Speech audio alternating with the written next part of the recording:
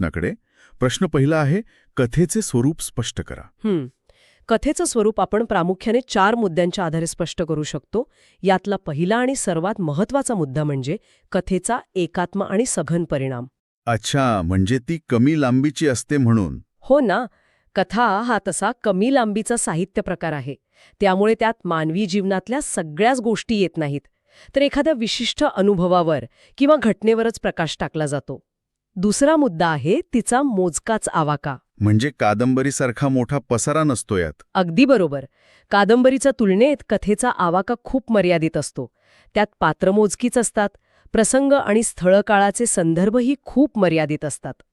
बरोबर. आणि तिसरा मुद्दा म्हणजे कथेची सुरुवात आणि शेवट.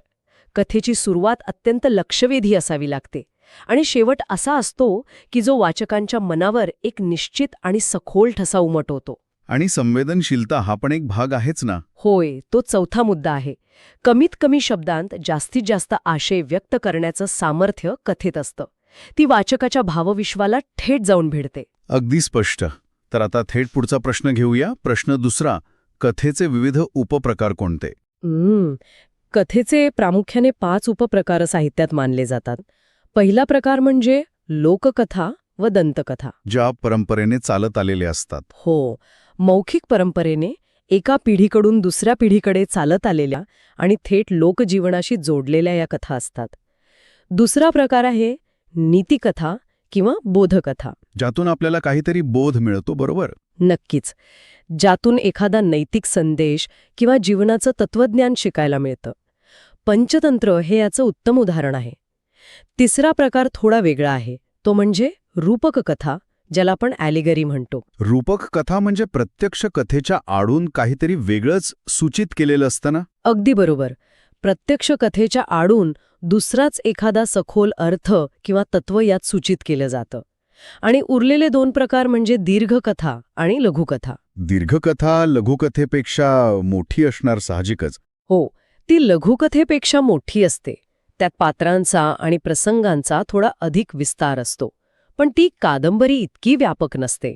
आणि 5वा प्रकार, लघुकथा, हा आधुनिक काळातील लोकप्रिय प्रकार आहे, जो अत्यंत कमी शब्दांत जीवनाचा एखादा मार्मिक क्षण टिपतो. छान. आता वळूया पुढच्या स्लाइडकडे किंवा प्रश्नाकडे.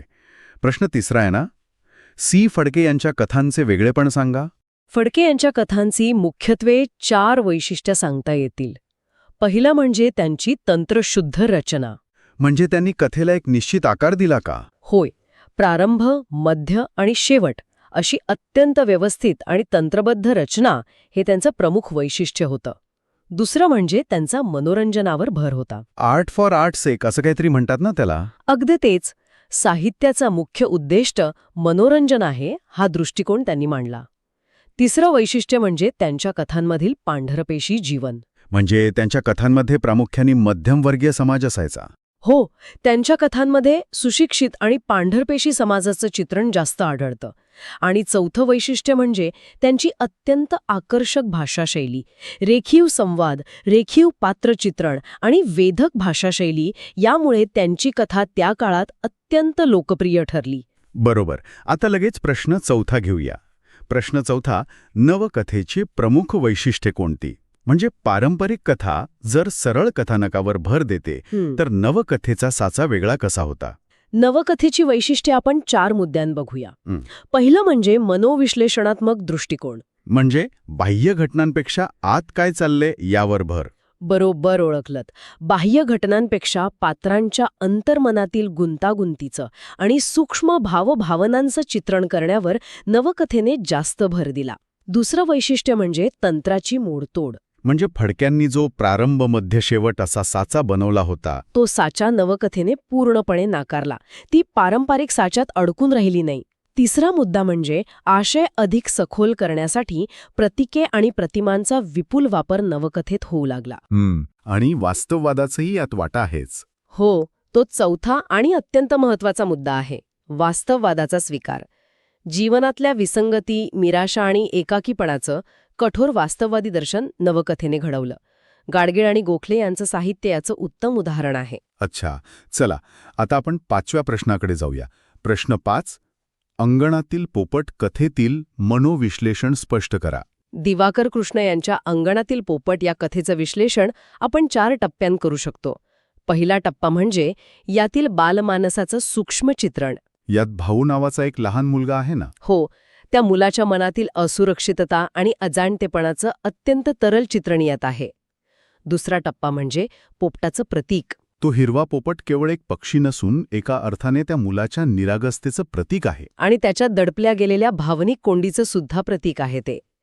तिसरा टप्पा आहे मुलाला आईविषयी वाटणारी ओढ आणि भीती. म्हणजे एकाच वेळी 2 परस्पर विरोधी भावना. अगदी तसंच. आईबद्दल वाटणारी स्वाभाविक ओढ आणि तिच्या कठोर वागणुकीमुळे वाटणारी प्रचंड भीती यातील मानसिक द्वंद्व यात मांडला आहे. आणि चौथा टप्पा म्हणजे अंतर्बाह्य विश्वाचा मेळ. म्हणजे बाह्य जगातल्या छोट्या घटनांचा मनावर होणारा परिणाम. हो, बाह्य जगातील किरकोळ घटनांचा कोवळ्या मनावर कसा खोल आघात होतो याचं फ्रॉइडियन तत्वांच्या आधारे केलेलं हे उत्कृष्ट मनोविश्लेषण आहे. बापरे, खूपच सखोल आहे हे. आता प्रश्न 6वा पाहूया. प्रश्न 6, खुटमुट्यांच्या चाळीचे वर्णन कसे केले आहे? गंगाधर गाडगीळ यांच्या या कथेतील वर्णनाचे आपण 4 प्रमुख मुद्दे सांगू शकतो. पहिला म्हणजे मध्यमवर्गीय कोंडमारा. म्हणजे मुंबईतल्या एखाद्या टिपिकल चाळीचं चित्रण यात आलंय? हो, एका ठराविक चाळीचं आणि तिथल्या बकाल, साचेबद्ध जीवनाचं विदारक चित्रण यात आहे. दुसरा मुद्दा म्हणजे तिथलं दाटीवाटीचं जीवन. जागेची दाटीवाटी आणि माणसांचीही. हो ना, चाळीतील लोकांची दाटीवाटी, क्षुल्लक कारणांवरून होणारे वाद आणि त्यांच्यातल्या मत्सराचं अत्यंत सूक्ष्म आणि उपहासात्मक वर्णन यात मिळतं. तिसरा मुद्दा म्हणजे गाडगिळांची औपरोधिक शैली. म्हणजे रविवारच्या सुट्टीच्या दिवशी जी धडपड चालते ती त्यांनी यात दाखवली आहे ना? हो, चाळीत चालणारी ती दिखाऊ धडपड आणि कृत्रिमता त्यांनी आपल्या औपरोधिक भाषेतून उघडी पाडली आहे. आणि चौथा मुद्दा म्हणजे यातून दिसणारा संस्कृतीचा ऱ्हास. म्हणजे ती चाळ फक्त एक वास्तू उरत नाही. बरोबर. ही चाळ केवळ एक ठिकाण नसून महानगरीय जीवनात हरवत चाललेल्या मानवी मूल्यांचं आणि यांत्रिक बनलेल्या मानसिकतेचा प्रतीक बनून समोर येते. आता आपण पुढच्या स्लाइडवर जाऊया. प्रश्न 7वा. प्रश्न 7, राधी कथेतील आबा ही व्यक्तिरेखा स्पष्ट करा. आबांच्या व्यक्तिमत्वाचे आपण 4 पैलू पाहूया. पहिला पैलू म्हणजे ते एक पितृसत्ताक प्रतीक आहेत. म्हणजे कुटुंबावर पूर्ण नियंत्रण ठेवणारी व्यक्ती. हो, पारंपरिक पितृसत्ताक व्यवस्थेचं प्रतिनिधित्व करणारी ही व्यक्तिरेखा आहे. दुसरा पैलू म्हणजे त्यांची कठोर शिस्त. ते खूप रागीट आणि भावनाहीन वाटतात. वरवर पाहता ते अत्यंत शिस्तबद्ध आणि रागीट वाटतात, ज्यामुळे घरात नेहमी तणावपूर्ण वातावरण असतं. पण तिसरा पैलू खूप महत्वाचा आहे, तो म्हणजे त्यांच्या मनातील अंतर्गत पोकळी. अच्छा, म्हणजे ते आतून एकाकी आहेत. होय, अत्यंत कठोर वाटणाऱ्या आबांच्या मनातही एकाकीपणाची आणि अगतिकतेची एक मोठी पोकळी आहे. आणि चौथा पैलू म्हणजे त्यांचं राधीशी असलेलं नातं. या नात्यातूनच त्यांच्या स्वभावाचे वेगवेगळे रंग दिसतात ना? अगदी बरोबर.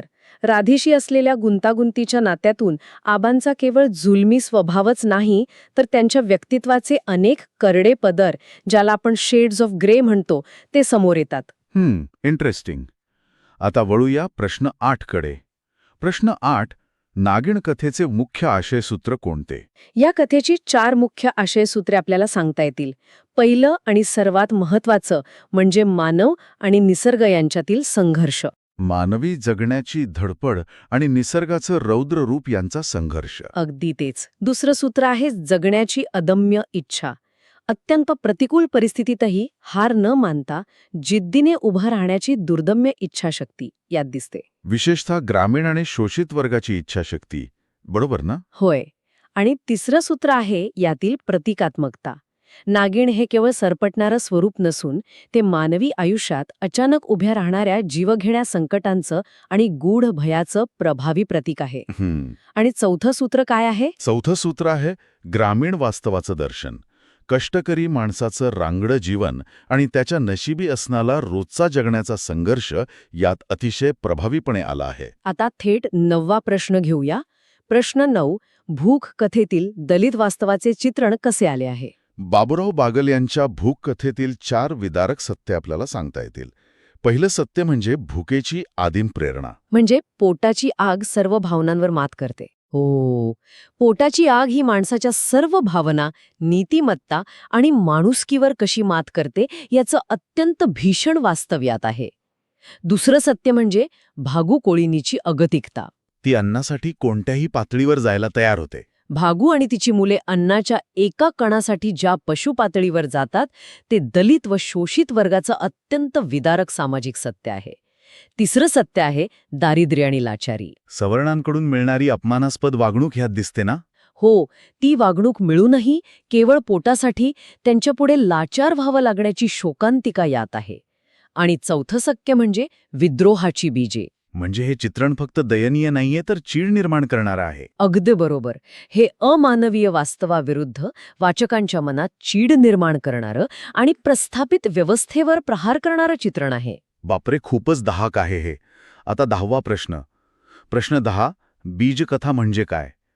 म्हणजे एक रूपक वापरून मला विचारायचंय की हे एखाद्या जुन्या झाडाला आलेलं नवीन फळ आहे का? हो, हे रूपक अगदी योग्य आहे. बीजकथेची संकल्पना आपण 4 मुद्द्यांत समजून घेऊ. पहिला मुद्दा म्हणजे मूळ कथेचा आधार. म्हणजे एखादी जुनी किंवा पौराणिक कथा बीज म्हणून वापरली जाते? बरोबर. आधुनिक काळानुसार नवीन कथा रचताना एखाद्या जुन्या किंवा पारंपरिक कथेचा मूळ आधार म्हणून वापर केला जातो. दुसरा मुद्दा म्हणजे आशयाचा विस्तार. मूळ कथेतील घटना तशाच ठेवून त्यात समकालीन समस्या मांडल्या जातात? होय, लेखक मूळ साचा वापरून त्यात आधुनिक जीवनदर्शन ओततो. तिसरा मुद्दा म्हणजे याचा रूपकात्मक वापर. उदाहरणादाखल गौरी देशपांडे यांच्या कावळ्या चिमणीची गोष्ट या कथेचा उल्लेख करता येईल. लहान मुलांची गोष्ट वापरून स्त्रीमुक्तीचा विचार मांडलाय ना यात? अगदी बरोबर. लहान मुलांची गोष्ट वापरून आधुनिक स्त्री-पुरुष संबंध व स्त्रीमुक्तीचा विचार त्यांनी मांडला आहे. आणि चौथा मुद्दा म्हणजे जुन्या संकेतांचे नूतनीकरण. म्हणजे जुन्या गोष्टींना नवीन अर्थ देणं? हो, जुन्या सांस्कृतिक संकेतांना नवीन अर्थ देऊन साहित्याला अधिक सखोल व बहुमितीय बनवण्याचं काम बीजकथा करते. उत्तम. आता आपण कादंबरीकडे वळूया. प्रश्न 11वा. कादंबरी या वाङ्मय प्रकाराचे स्वरूप स्पष्ट करा. कादंबरीचं स्वरूप आपण 4 अंगांनी स्पष्ट करू शकतो. पहिलं अंग म्हणजे समग्र जीवनदर्शन. म्हणजे कादंबरी खूप विस्तीर्ण पट उभा करते. हो, ती मानवी जीवनाचा अत्यंत विस्तीर्ण आणि सर्वसमावेशक पट उभा करते. दुसरं अंग म्हणजे तिचा विस्तृत अवकाश. कथेच्या तुलनेत हिला वेळ आणि जागा दोन्ही जास्त मिळतात. होय, कादंबरीला काळ आणि अवकाश यांचा खूप मोठा कॅनव्हास मिळतो. तिसरं अंग आहे तिची गुंतागुंतीची रचना. म्हणजे एकाच वेळी अनेक उपकथानके यात असतात. बरोबर. मुख्य कथानकासोबत अनेक उपकथानके एकमेकात गुंफलेली असतात. आणि चौथा अंग म्हणजे पात्रांची गर्दी आणि विकास. कथेत पात्र कमी असतात, पण कादंबरीत अनेक असतात. अनेक पात्रे असतात आणि काळानुसार त्या पात्रांच्या स्वभावात होणारा बदल, ज्याला आपण कॅरेक्टर आर्क म्हणतो, तो अतिशय बारकाईने मांडला जातो. आता पुढचा प्रश्न पाहूया. प्रश्न 12. कादंबरीच्या संरचनेत कथानक या घटकाचे स्थान काय? कथानकाचं महत्त्व 4 मुद्द्यांत मांडता येईल. पहिला मुद्दा म्हणजे कथानक हा कादंबरीचा कणा आहे. म्हणजे तो मूळ साचा किंवा बॅकबोन असतो. होय. दुसरा मुद्दा म्हणजे घटनांची शृंखला. कथानक म्हणजे केवळ घटनांची नोंद नव्हे. म्हणजे त्या घटनांमध्ये काहीतरी लॉजिक किंवा तार्किक क्रम असतो. अगदी बरोबर. त्यातील कार्यकारण भाव आणि तार्किक क्रम म्हणजे कथानक. तिसरा मुद्दा म्हणजे उत्सुकता आणि गती. कथानक वाचकांना पुढे जाण्यासाठी प्रवृत्त करतं. हो, ते वाचकांची उत्सुकता वाढवतं आणि कादंबरीला पुढे नेण्याची गती प्रदान करतं. आणि चौथा मुद्दा म्हणजे पात्र आणि संघर्षाचा विकास. म्हणजे संघर्षासाठी कथानक एक रंगभूमीसारखं काम करतं. अगदी अचूक. पात्रांमधील संघर्ष प्रभावीपणे समोर आणण्यासाठी कथानक ही एक रंगभूमी म्हणून कार्य करते.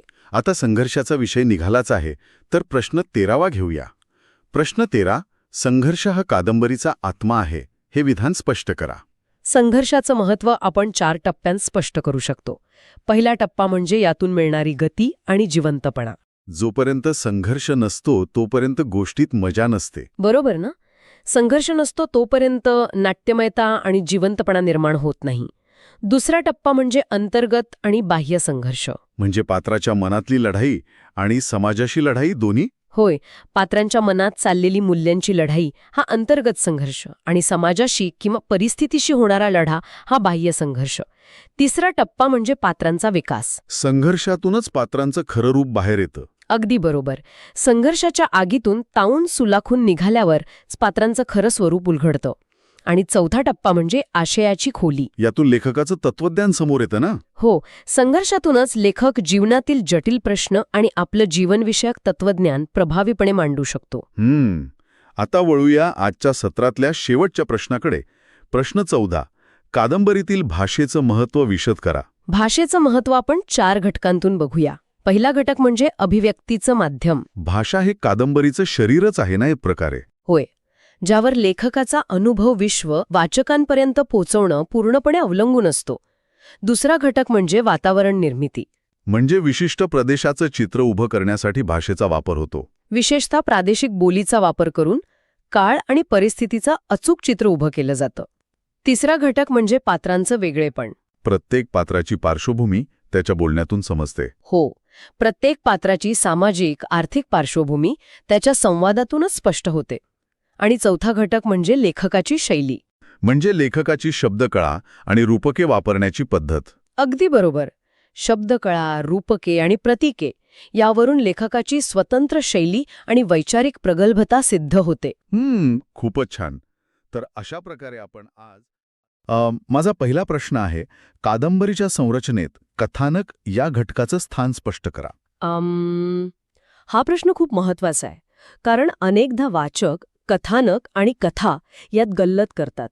म्हणजे बघा, कथानक म्हणजे केवळ घटनांचा क्रम नव्हे. आधी हे झालं, मग ते झालं आणि शेवटी हे झालं, ही फक्त घटनांची यादी झाली. बरोबर, ती तर फक्त माहिती झाली. अगदी. कथानकाचा खरा आत्मा असतो तो कार्यकारण भाव, ज्याला आपण कॉज अँड इफेक्ट म्हणतो. अच्छा. एक घटना घडली म्हणून दुसरी घटना घडली, हा जो घटनांना जोडणारा सांधा असतो ना, तो कथानक तयार करतो. हाच कादंबरीचा मूळ सांगाडा किंवा अस्थिपंजर असतो. म्हणजे हे एखाद्या इमारतीच्या पाया आणि पिलर्ससारखं आहे, ज्यावर कादंबरीची संपूर्ण इमारत उभी असते. अगदी तसंच. आणि याच कार्यकारण भावामुळे वाचकांच्या मनात कुतूहल निर्माण होतं. विखुरलेल्या अनेक घटना एका सूत्रात बांधल्या जातात आणि लेखकाला जो मूळ विचार किंवा जीवनाशय मांडायचा आहे तो हळूहळू उलगडतो. क्या बात है. खूप छान स्पष्ट केलं. आता या सांगाड्याला जिवंतपणा देणाऱ्या घटकाकडे वळूया. मी दुसरा प्रश्न वाचतो. प्रश्न दुसरा, कादंबरीतील वातावरण या घटकाचं महत्त्व विशद करा. वातावरण हा घटक अनेकदा दुर्लक्षित राहतो, पण तो खूप शक्तिशाली असतो. या साहित्यानुसार वातावरण हे त्रिमितीय असतं. त्रिमितीय म्हणजे 3D? ते कसं? हो, म्हणजे ते फक्त भौगोलिक पातळीवर थांबत नाही, तर ते सामाजिक आणि मानसिक पातळीवरही काम करतं.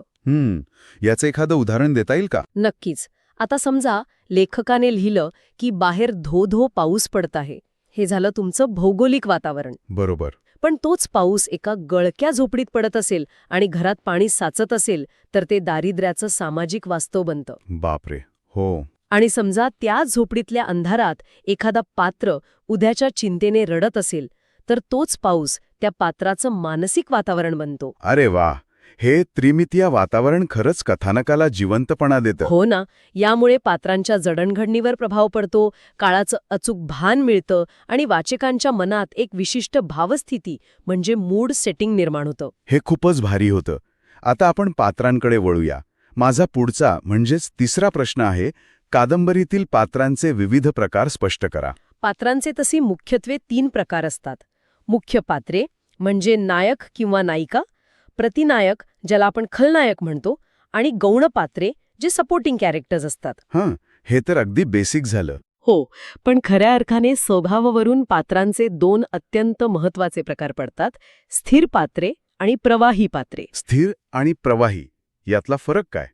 स्थिर पात्रे म्हणजे अशी पात्रे जी सुरुवातीपासून शेवटपर्यंत अजिबात बदलत नाहीत.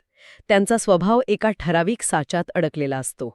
म्हणजे आपले नेहमीच्या ठराविक साच्यातले बॉलिवूडचे जुने खलनायक म्हणता येतील का, जे फक्त वाईटच वागतात? हसण्यासारखं आहे, पण अगदी तंतोतंत हेच. ते कधीच बदलत नाहीत.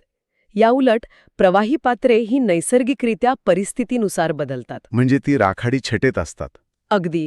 ती चुका करतात, शिकतात, म्हणून ती अधिक जिवंत वाटतात. बरोबर. आता आपण आपल्या दुसऱ्या विभागाकडे जाऊया. यात लेखनाचा हेतू काय असतो यावर आपण चर्चा करणार आहोत. तर माझा चौथा प्रश्न आहे, लोकप्रिय कादंबरीचं स्वरूप स्पष्ट करा. लोकप्रिय कादंबरीचं प्राथमिक आणि एकमेव मोठं उद्दिष्ट असतं ते म्हणजे मनोरंजन. फक्त मनोरंजन. हो, वाचकांना त्यांच्या दैनंदिन जीवनातील ताणतणावातून विरंगुळा देणं म्हणजे स्वप्नरंजनात्मक विषय किंवा ज्याला आपण एस्केपिझम म्हणतो हेच याचं मुख्य काम असतं. अच्छा, म्हणजे भाषा साधी आणि प्रवाही असते. अगदी. आणि मगाशी आपण जो स्थिर पात्रांचा उल्लेख केला ना, तशीच पात्रे यात जास्त असतात. म्हणजे आदर्श नायक आणि सुंदर नायिका. होय. यात कलात्मक मूल्यांपेक्षा व्यावसायिक यशाला आणि बाजारातील मागणीला जास्त महत्त्व असतं. उदाहरणार्थ ना, स फडके किंवा बाबा कदम यांच्या कादंबऱ्या. समजलं. आता ह्याच्या अगदी विरुद्ध असणाऱ्या प्रकाराकडे वळूया. 5वा प्रश्न. बोधवाद म्हणजे काय? कादंबरी संदर्भात स्पष्ट करा. बोधवाद म्हणजे साहित्यातून केवळ मनोरंजन न करता नीतिमूल्यांची शिकवण नेणं. अच्छा. 19व्या शतकात हे समाज प्रबोधनाचं अत्यंत महत्त्वाचं साधन मानलं गेलं. यात कला आणि प्रचाराचा समतोल राखला जातो, पण प्राधान्य नेहमी विषय आणि संदेशाला दिलं जातं. पण इथे मला एक सांगा, बोधवादात जर संदेश इतका महत्वाचा असेल तर ती कादंबरी कमी आणि प्रवचन जास्त वाटण्याचा धोका नसतो का? हा, धोका नक्कीच असतो. जर कला आणि प्रचाराचा तोल बिघडला तर साहित्य रुक्ष होतं. हो ना, वाचक कंटाळेल. म्हणूनच उत्कृष्ट बोधवादी कादंबरी तीच असते जी आपला संदेश पात्रांच्या जगण्यातून अत्यंत अलगदपणे देते, थेट उपदेश करत नाही. क्या बात आहे. आता याच बोधवादाचं उत्तम उदाहरण पाहूया. माझा 6वा प्रश्न आहे, यमुना पर्यटन ही मराठीतील पहिली सामाजिक वास्तववादी कादंबरी का मानली जाते? ही बाबा पद्मनंजींची 1857ची कादंबरी आहे आणि या कादंबरीने साहित्याची अद्भुताकडून वास्तवाकडे वाटचाल सुरू केली. 1857 म्हणजे खूपच जुनी आहे. यात नक्की काय होतं? यात हिंदू विद्वांचे अतिशय ज्वलंत आणि विदारक चित्रण होतं. सामाजिक सुधारणेचा ध्यास म्हणजे जो बोधवाद आपण मगाशी पाहिला तो यात प्रकर्षाने दिसतो. आणि यात ख्रिस्ती धर्माचा प्रभाव आणि स्त्री स्वातंत्र्याचा विचार मांडला होता. सर्वात महत्त्वाचं म्हणजे कथानकातील पात्रे आणि संवाद सर्वसामान्य जीवनातील असल्यामुळे ती खऱ्या अर्थाने वास्तववादी ठरली. खूपच ऐतिहासिक महत्त्व आहे या कादंबरीला. आता आपण 3ऱ्या विभागात आलो आहोत, जो समाजचित्रण आणि प्रादेशिकतेवर आधारित आहे. माझा 7वा प्रश्न, पण लक्षात कोण घेतो? कादंबरीतील समाजचित्रण यावर टीप लिहा. हां, ना. आपटे यांनी लिहिलेली ही कादंबरी. यात त्यांनी 19व्या शतकातील पुण्याच्या मध्यमवर्गीय ब्राह्मण समाजाचं अत्यंत सूक्ष्म चित्रण केलं आहे. यात मुख्य मुद्दा काय होता? पुरुषप्रधान संस्कृती, बालविवाह आणि वैधव्य. यमाई या पात्रातून हे अतिशय विदारकपणे समोर येतं. आणि कुटुंबातल्या राजकारणावर ही काही भाष्य आहे का? होय ना. एकत्रित कुटुंब पद्धतीचे जे दोष आहेत, जसं की सासूचा जाच आणि एकूणच सामाजिक दांभिकतेवर यात खूप मोठा प्रहार केला आहे. खरंच, पण लक्षात कोण घेतो हे शीर्षकच किती सूचक आहे. आता पुढच्या प्रश्नाकडे वळूया. 8वा प्रश्न, गारंबीचा बापू मधील प्रादेशिकता स्पष्ट करा. श्री ना. पेंडसे यांची ही कादंबरी. याचं सर्वात मोठं वैशिष्ट्य म्हणजे यात तो प्रदेश म्हणजे ती गारंबी हेच मुख्य पात्र आहे. अरे वा, म्हणजे निसर्गालाच पात्राचं रूप दिलंय. अगदी. कोकणचा तो जिवंत निसर्ग, स्थानिक बोलीभाषेचा अस्सल वापर आणि तिथले लोकव्यवहार, अंधश्रद्धा, उत्सव हे सगळं खूप जिवंतपणे टिपलं आहे. यात माणूस आणि निसर्गाचं जे अद्वैत आहे ते पेंडसेंनी अतिशय ताकदीनं मांडलं आहे. भारीच. पण आता या रोमॅन्टिक प्रादेशिकतेला छेद देणारी एक कादंबरी आहे. माझा 9वा प्रश्न, चक्र कादंबरीने प्रादेशिकतेची कोंडी कशी फोडली? हा साहित्याच्या इतिहासातील एक मोठा धक्का होता. जयवंत दळवींनी प्रादेशिकतेना गावाकडून थेट मुंबईच्या शहरी आणि बकाल झोपडपट्टीत आणलं. म्हणजे वाचकांसाठी ही एक शॉक थेरपीच असावी. निसर्गाच्या सुंदर स्वप्नातून उठवून शहराच्या भयानक वास्तवात आणून आपटतलं असेल. अगदी तसंच. दारिद्र्य आणि गुन्हेगारीचं अत्यंत विदारक वास्तव त्यांनी मांडलं. तळागाळातील शोषित वर्ग केंद्रस्थानी आणला. आणि भाषेच्या बाबतीत काय? तिथेच तर खरी क्रांती होती. त्यांनी शिवराळ, अत्यंत वास्तववादी स्लँग भाषेचा वापर करून त्या रोमॅन्टिक प्रादेशिकतेला पूर्णपणे छेद दिला. बापरे, हे ऐकूनच अंगावर काटा येतो. आता पुढच्या प्रश्नाकडे जाऊया. प्रश्न 10वा. बनगरवाडी कादंबरीचा मुख्य विषय स्पष्ट करा. व्यंकटेश माळगुळकरांची ही कादंबरी. यात धनगर समाजाचं चित्रण आहे जे पूर्णपणे निसर्गावर अवलंबून आहेत. पण यातलं सर्वात मोठं वेगळंपण म्हणजे या कादंबरीत समूह नायकत्व आहे. म्हणजे संपूर्ण वस्तीचं नायक आहे, कोणी एक नायक नाही. अगदी बरोबर. संपूर्ण बनगरवाडीच नायक आहे. दुष्काळाची भीषणता आणि एवढ्या मोठ्या संकटातही मानवी मूल्यांची जपणूक हा या कादंबरीचा मूळ गाभा आहे. खूपच वेगळा प्रयोग आहे हा. आता दारिद्र्याशी संबंधित पुढचा प्रश्न घेऊया. 11वा प्रश्न. धग या कादंबरीचा मुख्य विषयाचं उदाहरण सांगा. उद्धव शेळके यांची धग यात दारिद्र्याचे भयानक चटके आहेत. नायिका जी आहे कौतिक, तिचं कुटुंबाला जगवण्यासाठी नियतीशी जो लढा सुरू असतो तो यात केंद्रस्थानी आहे. म्हणजे ती कधीच हार मानत नाही. नाही, वैदर्भीय ग्रामीण वास्तव आणि वऱ्हाडी बोलीचा यात इतका अस्सल वापर आहे की ती गरिबी वाचकाला जाणवते. आणि एवढ्या संकटातही हार न मानता जगण्याची जी जिद्द आहे ना, तीच ती धग आहे. जगण्याची जिद्द म्हणजेच धग. क्या बात है. आता आपण चौथ्या आणि शेवटच्या विभागाकडे आलो आहोत. यात इतिहास आणि आधुनिक दृष्टिकोन आहे. माझा 12वा प्रश्न. पानिपतकार विश्वास पाटील यांनी इतिहासाशी बांधिलकी कशी ठेवली आहे? ऐतिहासिक कादंबरी लिहिताना खूप सखोल ऐतिहासिक संशोधन करावं लागतं. हो, नाहीतर वाद होऊ शकतात. अगदी. विश्वास पाटील यांनी सत्याचा विपर्यास टाळला, पात्रांचे अत्यंत न्याय्य चित्रण केले. म्हणजे कसं? म्हणजे सदाशिवराव भाऊ किंवा विश्वासराव यांचे फक्त गुण नाही तर दोष आणि गुण दोन्ही तटस्थपणे मांडले आहेत. पण मला इथे एक शंका आहे. ऐतिहासिक नोंदी नसताना लेखकाने कल्पकतेचा वापर करणे आणि तरीही सत्याचा विपर्यास टाळणे या दोन गोष्टी एकाच वेळी कशा शक्य आहेत? हा खूप चांगला प्रश्न आहे. बघा, जिथे इतिहासाच्या थेट नोंदी नसतात तिथे लेखक कल्पकतेचा वापर करून पात्रांचं भावनिक विश्व उलगडतो. अच्छा. तो तारखा किंवा मूळ घटना बदलत नाही, पण 18व्या शतकातील काळ आणि वातावरणाची विश्वासार्हता जपून त्या पात्रांच्या मनात काय चाललं असेल हे कल्पकतेने मांडतो. आता समजलं. अतिशय सुंदर समतोल असतो हा. आता आपण काव्यास्त्रातील एका तांत्रिक प्रश्नाकडे वळूया. प्रश्न 13वा. रूपक, प्रतीक आणि प्रतिमा यातील फरक उदाहरणांसह सांगा. साहित्यात हे तीनही शब्द आपण खूप वापरतो, पण त्यांचं काम वेगळं असतं. आधी रूपक पाहू. रूपक म्हणजे दोन गोष्टी पूर्णपणे एकरूप मांडणे. उदाहरणार्थ? जसं मुखचंद्र. इथे मुख आणि चंद्र एकच आहेत असं मानलं जातं. अच्छा. आणि प्रतीक? प्रतीक हे थोडं व्यापक असतं. एखादी मूर्त वस्तू जेव्हा एखाद्या अमूर्त कल्पनेचं प्रतिनिधित्व करते तेव्हा ते प्रतीक बनतं. जसं झेंडा. अगदी बरोबर. झेंडा हे देशाच्या अभिमानाचं प्रतीक असतं. किंवा साहित्यात अंधार हे अज्ञानाचं प्रतीक मानलं जातं. आणि प्रतिमा म्हणजे काय? प्रतिमा म्हणजे शब्दांतून वाचकांच्या डोळ्यांसमोर उभं केलेलं हुबेहूब चित्र. उदाहरणार्थ, तांबडे फुटले असं वाचल्यावर लगेच आपल्या मनात पहाटेचं एक दृश्य उभं राहतं. ती प्रतिमा. खूपच सोप्या भाषेत सांगितलं. आता या सत्रातला आपला शेवटचा आणि 14वा प्रश्न. कावळ्या चिमणीची गोष्ट कथेतील रचना सौंदर्य उलगडून दाखवा. गौरी देशपांडे यांनी या पारंपरिक बालगीत किंवा कथेला एक अतिशय नवा आणि आधुनिक अन्वयार्थ दिला आहे. कावळ्या चिमणीच्या गोष्टीत आधुनिकता? होय ना. ही आधुनिक चिमणी पारंपरिक चिमणीसारखी बिचारी नाहीये. ती स्वावलंबी आहे, पावसाला घाबरत नाही. म्हणजे यात स्त्रीवादी दृष्टिकोन आहे? अगदी प्रखर स्त्रीवादी दृष्टिकोन आहे. कावळ्याचा स्वार्थ विरुद्ध स्त्रीचा स्वतंत्र संघर्ष यात दिसतो. बापरे. हो. यात मानसशास्त्रीय गुंतागुंत आहे आणि मध्यमवर्गीय ढोंगीपणावर प्रहार करणारी अतिशय औप्रोधिक भाषाशैली वापरली आहे. एका साध्या गोष्टीतून एवढा मोठा अर्थ. खरोखरच थक्क करणार आहे हे सगळं. हो ना. तर मंडळी, आजच्या या सत्राचा सारांश सांगायचा तर म्हणजे प्रश्न क्रमांक 29. कादंबरीमध्ये वातावरण या घटकाचं नक्की महत्त्व काय असतं? म्हणजे जसं आपण एखाद्या नाटकाला गेलो आणि तिथे मंचावरची प्रकाश योजना किंवा नेपथ्य नाटकाचा मूड ठरवतात, तसंच काहीसं कादंबरीत वातावरणाचं काम असतं का? हे मंचाचं उदाहरण तुम्ही अगदी अचूक दिलत. कसं आहे, कादंबरीतील वातावरण म्हणजे केवळ निसर्ग वर्णन नसतं. अच्छा. तर ते काळ आणि स्थळाचं एक अतिशय जिवंत चित्र असतं. म्हणजे बघा, पात्रांची मानसिकता, त्यांचं वागणं किंवा त्यांचे विचार हे सर्व त्यांच्या सभोवतालच्या वातावरणातूनच आकार घेत असतात. म्हणजे वातावरण पात्रांना घडवतं. अगदी. आणि या वातावरणामुळेच कथानकाला एक प्रकारची गती मिळते.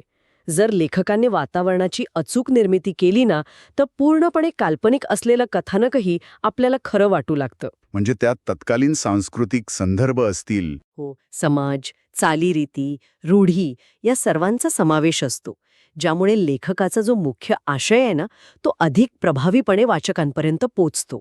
बरोबर. ठीक आहे, नियम पाळूया आणि थेट पुढच्या प्रश्नाकडे वळूया. प्रश्न क्रमांक 30. डॉक्टर केतकर यांच्या ब्राह्मणकन्या या कादंबरीत तत्कालीन समाज जीवनाचं वास्तव कसं मांडलं आहे? या कादंबरीत अत्यंत परखड असा समाजशास्त्रीय दृष्टिकोन पाहायला मिळतो. म्हणजे बघा, जातीय व्यवस्था असेल, आंतरजातीय संबंध असतील किंवा समाजातल्या उच्च नीचतेच्या कल्पना आणि पारंपरिक विरुद्ध आधुनिक मूल्य यांच्यातला जो अत्यंत तीव्र संघर्ष आहे तो यात खूप स्पष्टपणे दिसतो. आणि यात वैयक्तिक संघर्ष आणि सामाजिक नियम यांची सांगड कशी घातली आहे, विशेषतः स्त्रियांचे प्रश्न. हो ना, तो तर खूप महत्वाचा भाग आहे. स्त्रियांना मिळणारी दुय्यम वागणूक आणि विवाह संस्थेतील त्रुटी यात खूप प्रकर्षाने मांडल्या आहेत. कालिंदी या पात्राचे विचार या संदर्भात खूप स्पष्ट आहेत. अच्छा. महत्वाचं म्हणजे प्रतिष्ठित मानल्या जाणाऱ्या पांढर पेशावर्गाचा दांभिकपणा आणि वैचारिक कुचुंबणा यात खूप छान उलगडलीय. पांढर पेशा वर्गाचा दांभिकपणा अतिशय रंजक. आता थेट पुढचा प्रश्न 31. आनंद यादव यांच्या गोतावळामधील नारबा या व्यक्तिरेखेचं स्वरूप काय आहे? नारबा हा मुळात एक शेतमजूर आहे, पण त्याचं आणि निसर्गाचं, प्राण्यांचं अगदी रक्ताचं नातं असल्यासारखं घट्ट भावनिक नातं आहे. पण मग आधुनिक यंत्रसंस्कृतीचा तो बळी ठरतो ना? अगदी बरोबर. गावात ट्रॅक्टर आल्यामुळे त्याचं जे पारंपरिक आयुष्य असतं आणि त्याचा जो मुक्या प्राण्यांचा गोतावळा असतो तो पूर्णपणे उद्ध्वस्त होतो. बापरे. कसं आहे, त्याच्यामध्ये माणसापेक्षा मुख्या प्राण्यांमध्ये जास्त जीव अडकलेला दिसतो. हा एक अत्यंत संवेदनशील आणि आपल्याला अंतर्मुख करणारा असा त्याचा मुका आक्रोश आहे. म्हणजे आयुष्यभर सेवा करूनही? हो ना, शेवटी त्याला मिळणारी अपमानास्पद वागणूक त्याला शोषित आणि उपेक्षित कष्टकरी वर्गाचं प्रतीक बनवते. यातून भौतिक विकासात आपण जी माणुसकी हरवत चाललोय ना, ती शोधण्याचा प्रयत्न लेखकाने केलाय. खूपच सखोल विचार आहे हा. बरं, आता प्रश्न 32. व्यंकटेश माडगुळकर यांच्या बनगरवाडी कादंबरीचा मुख्य विषय कोणता आहे? दुष्काळाच्या छायेत जगणाऱ्या धनगर समाजाचं आणि त्यांच्या भीषण वास्तवाचं चित्रण हा या कादंबरीचा मुख्य विषय आहे. म्हणजे इथे निसर्ग विरुद्ध माणूस असा संघर्ष आहे का? हो ना, निसर्गाच्या लहरीपणावर अवलंबून असलेलं ग्रामीण जीवन आणि केवळ तग धरण्यासाठीची त्यांची जी धडपड आहे ती यात दिसते. आणि एक सांगू, ही काही एका व्यक्तीची कथा नाहीये. मग ही संपूर्ण वाडीची आणि तिथल्या सामूहिक जीवन पद्धतीची कथा आहे. दुष्काळ आणि त्यामुळे होणाऱ्या स्थलांतरामुळे एका अखंड खेड्याचं कसं विदारक विघटन होतं हे यात दिसतं. आणि हे सगळं एका त्रयस्थ व्यक्तीच्या नजरेतून मांडले ना? अगदी. बाहेरून आलेल्या मास्तरच्या नजरेतून हे सर्व अत्यंत वस्तुनिष्ठ आणि संयतपणे म्हणजे तटस्थ दृष्टिकोनातून मांडलं आहे. क्या बात आहे. आता आपण थेट प्रश्न 33 कडे जाऊया. स्वामी कादंबरीतील गणेश महालाचं वर्णन कसं केलं आहे? गणेश महाल हे केवळ एक वास्तू नाहीये बरं का. ती पेशवाईच्या ऐश्वर्याचं आणि सत्तेच्या दबदब्याचं जिवंत प्रतीक होती. म्हणजे त्यात भव्यता? खूप भव्यता. सहजासहजी आपल्या कवेत मावू नयेत एवढे जाड आणि अत्यंत कोरीव काम केलेले शिसवी लाकडाचे भव्य खांब तिथे आहेत. आणि रंगांबद्दल काय? काळ्याशार रंगाची आकर्षकता, नाजूक कोरीव काम आणि मसनदीच्या दोन्ही बाजूंना सरदार दरकतदारांच्या बैठका अशी ती रंगसंगती आणि सजावट आहे. अच्छा. मुख्य म्हणजे लाकडी छताखाली मेघडंबरी आणि त्याखाली पेशव्यांचा आराध्य दैवत असलेली भव्य गणेश मूर्ती आहे. आणि प्रवेशद्वारापासून ते थेट पेशव्यांच्या मसनदीपर्यंतच्या भिंतींवर रामायण आणि महाभारतातील प्रेरणादायी प्रसंगांची भित्तिचित्रे आहेत. वा, डोळ्यांसमोर अगदी हुबेहूब चित्र उभं राहिले. आता पुढचा प्रश्न बघूया. प्रश्न 34. धग या कादंबरीचा मुख्य विषय काय आहे? म्हणजे धग हे शीर्षक अस्तित्वाच्या लढाईला कसं साजेस आहे? या कादंबरीत तळागाळातील माणसाचा गरिबीशी आणि प्रतिकूल परिस्थितीशी चाललेला जो अमानुष संघर्ष आहे ना, तो मुख्य विषय आहे. जगण्यासाठीचा अतिशय प्रखर संघर्ष. आणि कौतिक हे त्याचं उदाहरण आहे? अगदी. कौतिकची दुर्दम्य इच्छाशक्ती हे याचं सर्वात मोठं उदाहरण आहे. नवऱ्याच्या मृत्यूनंतरही डोक्यावर सावली नसताना आणि मुलांची आबाळ होत असतानाही कौतिक हार मानत नाही. ती संसाराचा गाडा ओढत राहते. पण यात समाजही म्हणजे सामाजिक कोंडी सुद्धा असते ना? हो ना, स्वार्थी समाज, गरिबीमुळे नात्यांमध्ये येणारा कोरडेपणा आणि या सगळ्यातही टिकून असलेली आईची माया असा तो विरोधाभास आहे. आणि विशेष म्हणजे अस्सल वैदर्भीय बोली आणि तिथल्या जीवन पद्धतीचा वापर करून लेखकाने यात प्रचंड जिवंतपणा आणलाय. भाषेमुळे तो जिवंतपणा अधिकच वाढतो. ठीक आहे, आता प्रश्न 35. कादंबरी आणि चरित्रग्रंथ यांच्यात नेमका काय संबंध आहे? माहिती देणं आणि रंजकता यात सीमारेषा कशी ठरते? हा खूप तांत्रिक पण महत्वाचा प्रश्न आहे. चरित्रग्रंथ हा ऐतिहासिक सत्यावर म्हणजे फॅक्ट्सवर आणि पुराव्यांवर आधारित असतो. आणि कादंबरी? कादंबरी ही कल्पनेवर आणि कलात्मक सत्यावर आधारित असते. चरित्रग्रंथ हा पात्राच्या बाह्य कर्तृत्वाची नोंद घेतो, तर कादंबरी त्या ऐतिहासिक पात्राच्या मनात शिरून त्याच्या आंतरिक भावविश्वाचा शोध घेते. अच्छा, म्हणजे चरित्राला मर्यादा असतात. अगदी बरोबर. चरित्रग्रंथाला घटना आणि तारखांशी प्रामाणिक राहावं लागतं, पण कादंबरीत कथानक रंगवण्यासाठी लेखकाला कल्पनेचं स्वातंत्र्य असतं. मग त्यांची उद्दिष्टही वेगळी असतील. हो तर, चरित्राचं उद्दिष्ट केवळ माहिती देणं आणि दस्तऐवज निर्माण करणं असतं, पण कादंबरी वाचनानंद देते आणि जीवनाचं तत्वज्ञान मांडते. आणि हे दोन्ही परस्पर पूरकही असतात बरं का. ते कसं? अनेकदा उत्कृष्ट चरित्रग्रंथ हे कादंबरीसाठी कच्चा माल पुरवतात आणि मग कादंबरी त्या ऐतिहासिक पात्रांना वाचकांसमोर रक्तामांसाची माणसं म्हणून जिवंत करते. क्या बात है! कच्चा माल आणि मग पक्क उत्पादन. सुंदर. आता आपण प्रश्न 36 कडे येऊया. नामुष्कीचं स्वागतमधील औपरोधिक सूर कसा व्यक्त झाला आहे? यात मध्यमवर्गीय दांभिकतेवर प्रहार केला आहे. माणसाचा दुटप्पीपणा, त्याला असलेली सुरक्षिततेची हाव आणि खोटी प्रतिष्ठा यावर हा अत्यंत टोकदार हल्ला आहे. म्हणजे शहरी जीवनातला पोकळपणा. अगदी. आधुनिक शहरी यंत्रणेत माणसाचं जे यांत्रिकीकरण झालंय आणि त्याची संवेदना हरवलीये ती दर्शवलीये. स्वतःच्या कोशात जगणाऱ्या आणि सामाजिक प्रश्नांशी काहीही देणं घेणं नसलेल्या स्वकेंद्री वृत्तीची यात खिल्ली उडवलीये. पण मग नामुष्की कशाची? कसे जुनी मूल्य ढासळत आहेत आणि नवीन स्वीकारण्याची ताकद नाही. या त्रिशंकू अवस्थेतून निर्माण होणारी नामुष्की अत्यंत बोचऱ्या भाषेत व्यक्त केली आहे. मूल्यांचा रास यात दिसतो. उपहास निर्माण करण्यासाठी चपखल शब्दरचना, विसंगती आणि भाषिक कोटींचा अतिशय प्रभावी वापर केलाय. भाषिक कोटी. खूपच इंटरेस्टिंग. आता आपण साहित्यशास्त्रातल्या काही संकल्पना पाहूया. प्रश्न 37. रूपक, प्रतीक आणि प्रतिमा या संकल्पना कशा स्पष्ट करता येतील? या संकल्पनांमुळेच साहित्याला खऱ्या अर्थाने खोली मिळते. पहिली आहे प्रतिमा किंवा इमेज. शब्दांच्या माध्यमातून वाचकाच्या डोळ्यासमोर उभं राहणारं जिवंत चित्र म्हणजे प्रतिमा. उदाहरणार्थ, तप्त उन्हाचा चटका ही थेट आपली संवेदना जागृत करते. बरोबर. आणि प्रतीक? प्रतीक म्हणजे एखादी वस्तू किंवा घटना जी तिच्या मूळ अर्थापेक्षा अधिक सखोल अर्थ सूचित करते. जसं चक्र कादंबरीतली काळी कुत्री हे केवळ कुत्री नसून ते मृत्यूचं किंवा संकटाचं प्रतीक आहे. अच्छा. आणि रूपक म्हणजे मेटाफर ना? हो. रूपकमध्ये दोन भिन्न गोष्टींमधील साधर्म्य कल्पनेने इतकं एकरूप केलं जातं की त्या दोन नसून एकच आहेत असं भासवलं जातं. जसं संसार हाच एक सागर. या संकल्पना साहित्याला केवळ माहिती देण्यापलीकडे नेतात आणि आशयाची घनता वाढवतात. वा. आता आपण आपल्या सत्राच्या शेवटच्या प्रश्नाकडे आलो आहोत. नियम पाळून थेट प्रश्न 38. चक्र कादंबरीत झोपडपट्टीचे वास्तव कसे मांडले आहे? हे वास्तव खूपच अंगावर येणारं आहे. गटारे, दुर्गंधी आणि अत्यंत कोंदट अशा भयावह व बकाल परिसराचं हुबेहूब चित्रण यात आहे. आणि तिथे मध्यमवर्गीय नीतिमूल्य चालतात का? अजिबात नाही. पांढरपेशा मूल्यांचा तिथे पूर्णपणे अभाव असतो. ते शिष्टाचार तिथे निरुपयोगी ठरतात. पोटासाठी आणि अस्तित्वासाठी रोज एक अमानुष संघर्ष करावा लागतो. तिथे माणसासारखं जगणं हे एक स्वप्नच असतं. बापरे. म्हणजे गुन्हेगारी वगैरे? हो ना. गरिबी आणि असुरक्षिततेमुळे चोरी, हाणामारी आणि व्यसनाधीनता हे या वातावरणाचा अटल भाग बनले आहेत. पारंपरिक ग्रामीण साहित्याची कोंडी फोडून नागरी दरीत आणि उपेक्षित वास्तवाचं हे चित्र मांडून या कादंबरीने साहित्याला एक नवं परिमाण दिलं. खरंच. हे खूपच विदारक पण तितकंच महत्वाचं वास्तव आहे. तर म्हणजे प्रश्न क्रमांक 29 कादंबरीमध्ये